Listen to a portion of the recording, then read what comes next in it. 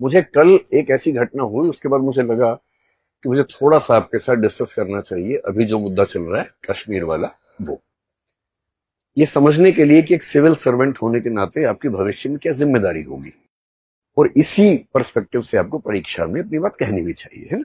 ये बात सिर्फ परीक्षा की नहीं है, जीवन की भी है। कल को आप एक जिला संभालेंगे, राज्य संभालेंगे, देश संभालेंगे, और देश संभालते हुए आपके हाथ से छोटी सी गलती हो गई तो बहुत भारी पड़ेगा पूरे देश को। इसलिए हमारा होश दुरुस्त रहे, जोश कंट्रोल में रहे, दिमाग ठीक से काम करता हो, ये बहुत जरूरी है। ये मुझे कल क्यों लगा, कल मैं जब क्लास से गया तो मुझे एक ऐसा बच्चा मिला जो हमारे ऑफिस में काम करता, बहुत नजदीक है, और वो बहुत ही बिलबिलाया हुआ था, बहुत नाराज था।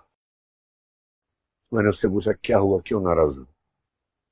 बोला मेरा खून खौल रहा है। मैंने ठीक है भाई, जैसी घटना हुई है खून तो खोलना लाजमी है, किसी का भी खोलना चाहिए, लेकिन तुम्हें क्या लग रहा है? बोला मेरा मन कर रहा है कि आग लगा दूं। मैंने ठीक है, गुस्सा आना स्वाभाविक है। बोला आज मैं कहीं से आ रहा था, रास्ते में मेरे पड़ोस में, जब मैं बस वस में था कहीं, मेरे साथ में एक मुस्लिम व्यक्ति बैठा हुआ था। एक सेकंड को मुझे लगा कि हमला कर दूं उसके ऊपर, लेकिन मैंने खुद को रोक लिया। और पर मैं बहुत बदहवासी की हालत में, मैं समझ नहीं पा रहा क्या करूं, क्योंकि मैं झेल नहीं पा रहा हूं कि ये क्या हुआ है। चुन चुन के हिंदुओं को मारा गया है, कैसे स्वीकार करना। अब ये मनःस्थिति ऐसा नहीं कि उसी की है, बहुत लोगों की है, आपके परिवारों में बहुत लोगों की होगी, आप में से भी कुछ की होगी जो यहाँ पे शायद कह नहीं रहे होंगे, लेकिन मन में तो सब बातें आती होंगी। ऐसे माहौल में एक सिविल सेवक की जिम्मेदारी क्या बनती है, हमें ये समझना है। और आप जब कल को निबंध लिखें, इंटरव्यू में जाएं, बात करें, वहां पर आपका नजरिया कैसा दिखना चाहिए, ये भी तो महत्वपूर्ण बात है ना, गौण बात थोड़ा ना। सबसे पहली बात जो अब इथिक्स में एक टॉपिक है, इमोशनल इंटेलिजेंस, भावनात्मक बुद्धिमत्ता, उसमें पढ़ेंगे। जब भी कोई आपको उकसा रहा हो, नंबर वन, उकसावे में नहीं आना है, इमोशंस में बह के फैसला नहीं करना है।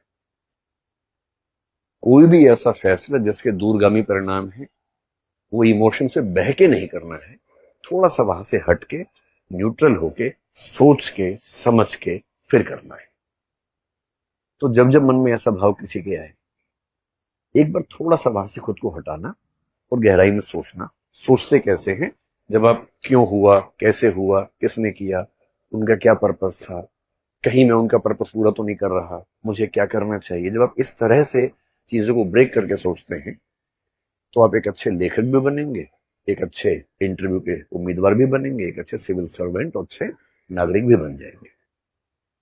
तो उसको मैंने कल थोड़ा संक्षेप में समझाया, तो मुझे उस समय ये लगा कि मेरी जिम्मेदारी है कि मैं कम से कम क्लास में आप लोगों से भी बात करूं, और आप लोग अपने अपने परिवार के लोगों से बात करें। जब माहौल बहुत खराब हो तो अपने हिस्से का माहौल ठीक करना तुम्हारी जिम्मेदारी है ही। हर व्यक्ति तक तो हम नहीं पहुंच सकते, पर जहां तक पहुंच सकते हैं वहां तक कम से कम माहौल को ठीक करना, समझना, समझाना बहुत जरूरी चीज है। जब भी ऐसा हो तो पहले सोच के देखिए कि कौन है जिसने ये किया होगा। और समझदारी का मूल लक्षण पता है क्या है? आप चीजों को अलग कर पाते हैं, चीजों को मिला के एक नहीं करते हैं। जो चीजें अलग अलग हैं उनको अलग अलग करके देख पाने की क्षमता आपके अंदर है। ये किसने किया होगा, कौन होगा? और इसका सबसे सिंपल तरीका समझने का क्या होता है, जिसको इससे फायदा होगा उसने किया होगा। अभी एक पर्सपेक्टिव ये चल रहा है कि पाकिस्तान ने किया है, कुछ लोग ये पर्सपेक्टिव बना रहे हैं कि सारे मुसलमानों ने मिलकर ऐसा किया है, मुसलमान लोग चाहते हैं कि हिंदुओं को मार दिया जाए। और जो इमोशनल लोग हैं बहुत ज्यादा, उनको भड़काना सबसे आसान काम दुनिया में होता है। अगर हम दो ऑप्शन लेके चलें, एक लेके चले कश्मीर के मुसलमान, एक लेके चले पाकिस्तान। भाई पाकिस्तान को एक कह रहा हूं, पाकिस्तान भी एक नहीं है, पाकिस्तान की आर्मी अलग है, पाकिस्तान की सरकार अलग है, पाकिस्तान की जनता अलग है। कश्मीर के मुसलमानों को ऐसा करने से क्या फायदा होगा? फायदा होगा या नुकसान होगा? नुकसान होगा। इतने सालों की दहशतगर्दी के बाद 1980 के दशक के अंत में जो माहौल बिगड़ा, तब से बिगड़ा ही हुआ था। 2019 के बाद जब 370 को एब्रोगेट किया गया, तब भी कहा गया कि माहौल बिगड़ेगा, पर माहौल लगभग स्थिर रहा, संभल गया। कई साल तक केंद्र शासित प्रदेश के रूप में शासन चला केंद्र के माध्यम से।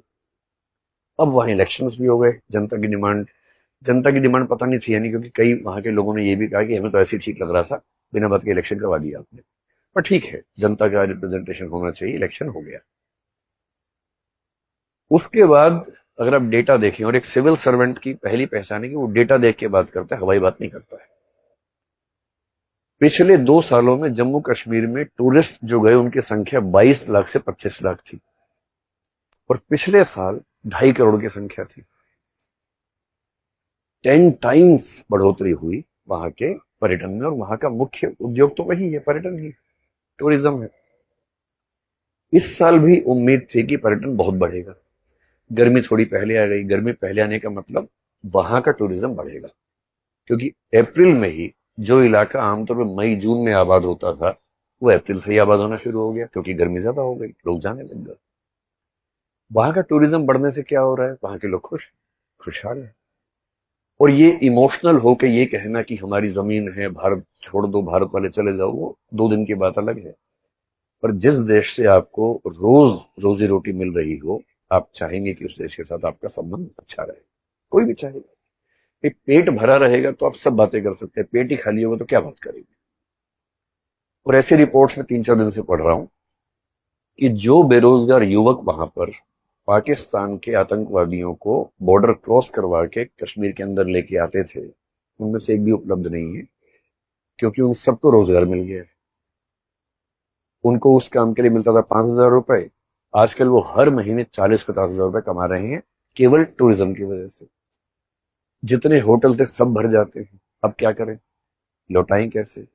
तो वहां के लोगों ने अपने घरों में एक एक कमरा निकाल दिया टूरिज्म के लिए, गांवों तक में निकाल दिया कि सस्ते में हो जाएगा, थोड़ा दूर जाके रहेंगे गांव में, घर के अंदर लोग रखते हैं कि टूरिज्म का डेवलपमेंट होता रहे।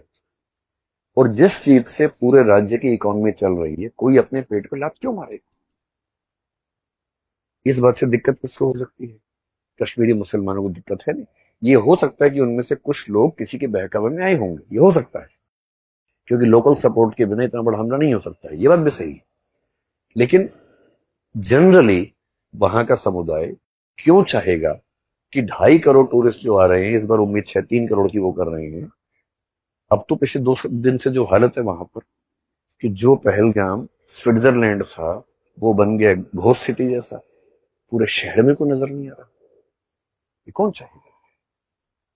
तो मेरी पहली बात है, समझने का तरीका यह है कि कश्मीर का सामान्य मुसलमान, 2-4 अपवादों की बात मैं नहीं कर रहा हूं जो लोकल सपोर्ट कर रहे होंगे, सामान्य मुसलमान ये नहीं चाहता होगा, क्योंकि उसका तो रोजगार बढ़ रहा है, आय बढ़ रही है, वो ऐसा क्यों चाहेगा? तो कौन चाह सकता है? इतना दुरुस्त हमला है, इतनी तैयारी के साथ हमला है, कोई रैंडम व्यक्ति नहीं कर सकता।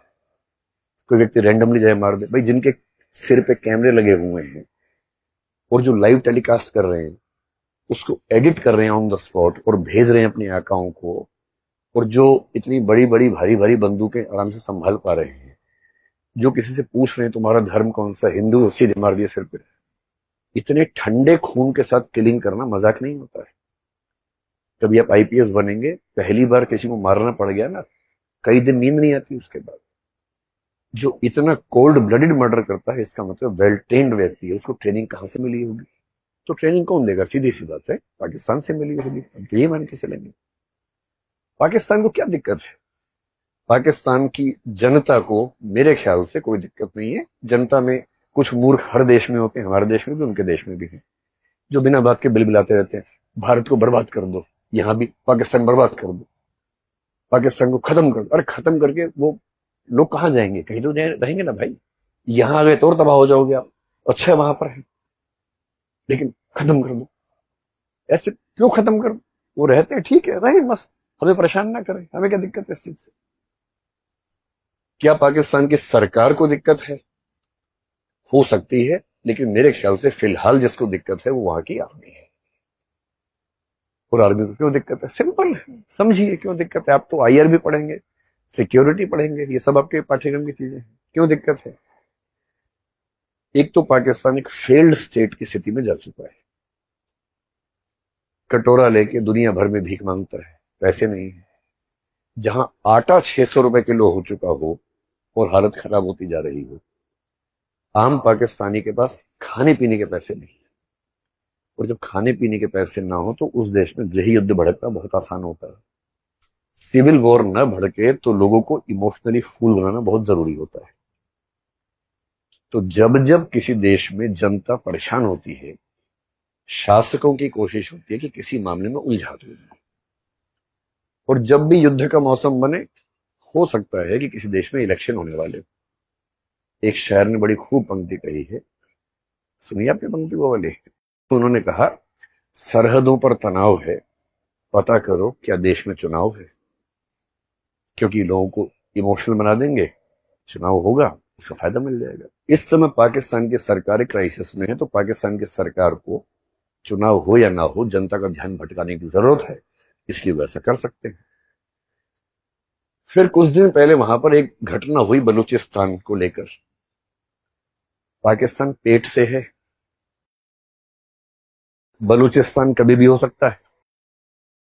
बधाई हो, बलूचिस्तान हुआ है। ये खबर ये बात ताली बजाने की नहीं है, रियल सिचुएशन ऐसी वहां पर इस समय चल रही है। 2-3 बच्चे होने की उम्मीद है।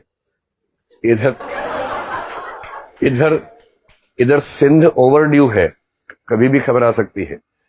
तो लेकिन ये खबर जल्दी आने वाली है। ये प्री मैच्योर बेबी है, थोड़ा जल्दी 7-7.5 महीने में लगता है कि ऐसा होता है। कभी कभी प्रकृति के अपने उसूल होते हैं। अब उनको लग रहा है कि सोचो किसी देश के अंदर ट्रेन हाईजैक हो गई। भाई फ्लाइट फिर भी समझ में आता है कि फ्लाइट में 2 लोग चढ़े लेके चले गए, ट्रेन तो जमीन पे है, इतनी लंबी है। ट्रेन हाईजैक हो गई, कितने लोगों को मार दिया, सेना कितने लोगों को मार दिया। पूरी दुनिया भर में थू थू हो रही है कि आपसे अपने देश में ट्रेन नहीं संभल रही है। आपके देश का एक बहुत बड़ा प्रांत इतना नाराज है कि आपके देश की ट्रेन पे कब्जा कर लेता है। उनको बलूचिस्तान के मामले को दबाना है, शांत करना है। और शांत करने का तरीका क्या? कुछ और भड़का दो मामला, उससे लोगों का दिमाग वहां से हट जाता है। तो एक तो गरीबी, ऊपर से बलूचिस्तान, और तीसरा एक शख्स वहां बहुत परेशान है, उसका नाम है असीम मुनीर। वो वहां के सेनाध्यक्ष है, चीफ ऑफ आर्मी स्टाफ है। अगर उनकी बैकग्राउंड थोड़ी सी आपको पता हो, भारत से गए थे जब, मतलब भारत और पाकिस्तान बटे थे, उस समय भारत से उनका परिवार गया था पंजाब से। पंजाब के मुसलमान जो होते हैं, पंजाबी मुसलमान, उस बैकग्राउंड से हैं। इमरान खान के दौर में उनके नजदीकी थे, आईएसआई के चीफ बनाए गए थे। आईएसआई का बेसिक काम है भारत को परेशान करना, उसके चीफ थे। फिर इन्होंने कुछ ऐसी बड़ी मिस्टेक कर दी कि उसके बाद इनको पनिशमेंट पोस्टिंग देके बहुत खराब पोस्टिंग में भेज दिया गया। अब जैसे इमरान खान की सत्ता पलटी, नवाज शरीफ के भाई है, तो नवाज शरीफ के निर्देश पे कहते हैं कि उनको पाकिस्तान का सेनाध्यक्ष रिटायरमेंट से 2 दिन पहले बनाया गया, एक्सटेंशन देके। और इसलिए बनाया गया कि इमरान खान के दुश्मन नंबर 1 है इस समय। इमरान खान और उनके समर्थक इस समय पाकिस्तान की नाक में दम किए हुए लगातार, बात बात पे राजधानी घेर लेते हैं और ऐसा लगता है कि राजधानी कब्जे में है इमरान खान के लोगों के। तो इमरान खान फैक्टर को दबाने के लिए सेना का प्रमुख ये व्यक्ति बना है। और इसके मन में एक परेशानी हमेशा से भारत को लेके, इसने कुछ दिन पहले ऐसी एक स्पीच दी भी थी जिसमें भारत के हिंदुओं को अटैक किया कि हिंदू लोग हमसे अलग हैं, हम एकदम अलग हैं, हम एक हो ही नहीं सकते हैं, इस तरह की बातें की, जो एक हिंट अपने आप में था कि कुछ तो पक रहा है। और इनको यह समझ में आ रहा है कि अगर युद्ध होते रहेंगे तो आर्मी का महत्व रहेगा, युद्ध नहीं होंगे तो आर्मी का महत्व खत्म हो जाएगा। कश्मीर से लोकल सपोर्ट 0 हो चुकी है। और धर्म का मुद्दा कि धर्म के नाम पे राज्य अलग होगा, देश अलग होगा, लोग नहीं करना चाह रहे। लोग शांत हैं, उनको रोजी रोटी मिल रही है, उनकी लोकप्रिय सरकार का इलेक्शन भी वहां पर हो चुका है। तो लोग क्यों आंदोलन करेंगे, क्यों क्रांति करेंगे भाई? और इसलिए आप पहली बार देखेंगे इस हादसे के बाद कश्मीर के मुसलमानों ने बहुत सारे मोर्चे खोल के विरोध किया। दिल्ली के जामा मस्जिद के शाही इमाम ने विरोध किया। और जो ऐसी पार्टियां भारत में जिनको लेके लोग कहते हैं कि वो एकदम प्रो मुसलमान है, एंटी हिंदू है, वो वैसी साहब हो, खुल के समर्थन किया भारत सरकार का कि हम देश के साथ